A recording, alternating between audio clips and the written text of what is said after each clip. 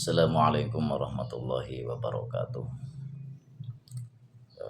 Alhamdulillah wa syukurillah wassalatu wassalamu ala rasulillah wa ala alihi wa sahbihi wa man wala la hawla wa la quwata illa billah ma ba'du.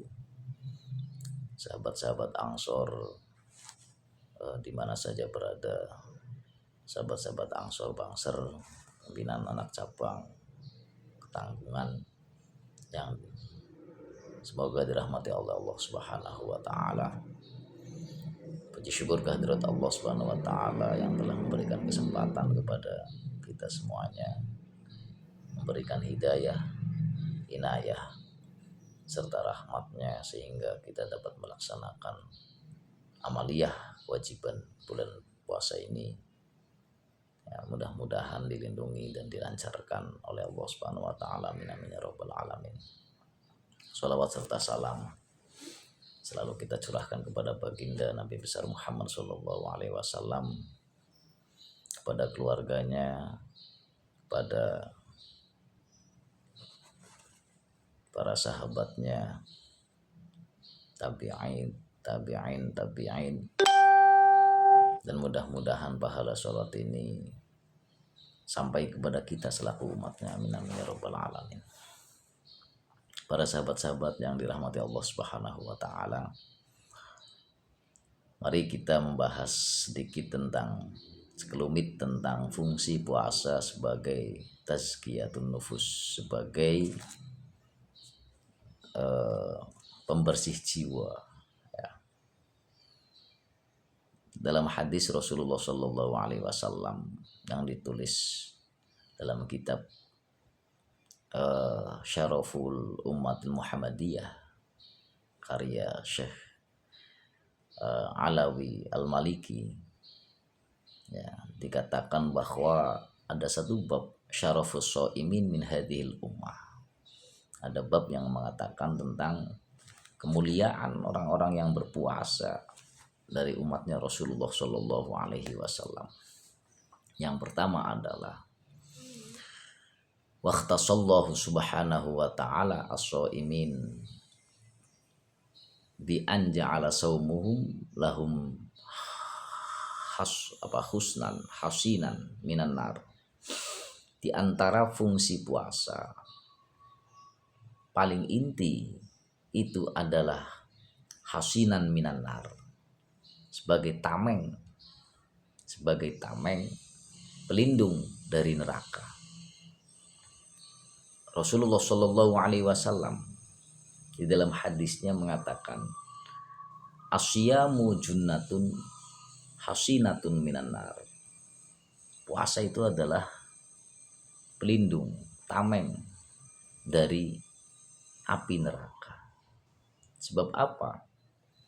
Sebab ketika orang berpuasa, maka di situ fungsi puasa yang kedua diantaranya adalah sitron yaqasahibuhu mimma yu'dhihi minasyahwat. Manusia itu akan bisa mempunyai kekuatan untuk menahan nafsunya dan menahan syahwatnya.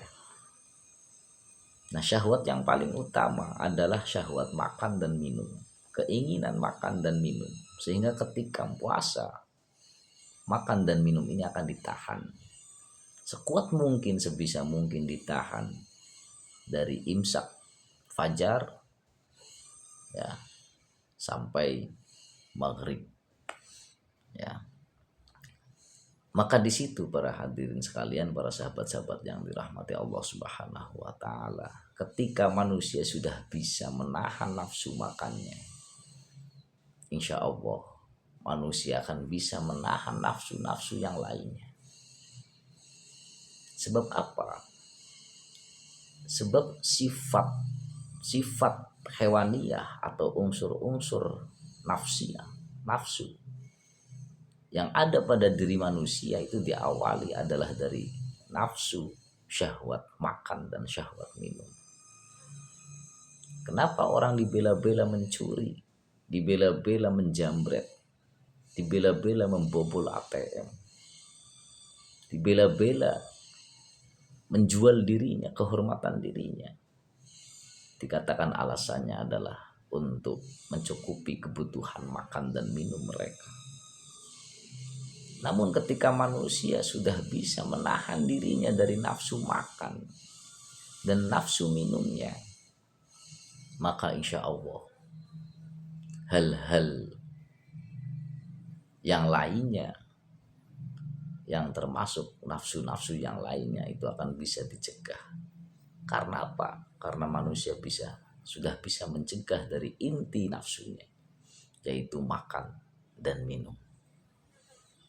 Maka di sini innal muradu bisyam huna siyamu man salima siyamahu minal ma'asi. Ketika orang berpuasa itu juga orang itu harus selamat dari puasanya. Nah, puasa ini kadang ada orang yang berpuasa namun tidak selamat puasanya. Apa itu? Ya, Rasulullah mengatakan malam yakhriq bikadzibin aw ghibatin. Puasa bisa menjadi fungsi dia tazkiyatun nufus, mencegah syahwat, mencegah masuk ke dalam api neraka, dan menjadikan bersih hatinya selagi malam yahriqha bikadzibin aw ghibatin. Kata Rasulullah, selagi puasa itu tidak dibarengi dengan perkataan bohong dan ghibah kepada orang lain. Ya. Berarti ketika orang berpuasa kok masih bisa berbohong, ketika orang berpuasa masih bisa ghibah, maka puasanya tidak akan berfungsi sebagai tazkiyatun nufus. Mudah-mudahan kita semuanya melaksanakan puasa ini ya bisa mencegah dan melindungi diri kita dari api neraka dan dari syahwat hawa nafsu. Dan puasa ini menjadikan diri kita ya sebagai pembersih jiwa kita, sehingga kita ya akan mendapatkan pahala oleh Allah Subhanahu wa taala, pahala yang tidak akan ada hitungannya. Maka dari itu kita semuanya berdoa kepada Allah Subhanahu wa taala agar dikuatkan dalam menjalankan puasa ini, sehingga puasa kita diterima oleh Allah Subhanahu wa taala. Amin amin ya rabbal alamin. Sekian dari kami sahabat semuanya yang dirahmati Allah Subhanahu wa taala. Wal afu minkum. Wassalamualaikum warahmatullahi wabarakatuh.